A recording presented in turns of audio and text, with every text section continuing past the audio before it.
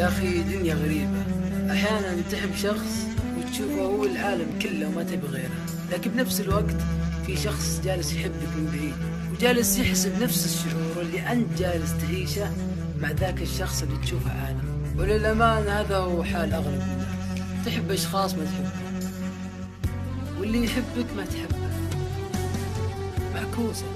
وهذا كله يسمى حب من طرف واحد وهو أصدق، أنك تشتاق لشخص قاعد يشتاق لغيرك، وتكتب لشخص جالس يكتب لغيرك، وهم بعد تحب إنسان مو داري عنك أساسا، وتراقب شخص يراقب شخص غيره. لكن اختصارها أبو نورة يقول مرتاح أحبك ولا علمت، حتى أنت عييت أبين لك، لكن بالنهاية حب من طرف واحد لازم يثبت. الوردة تعيش بدون ساقي ما تعيش.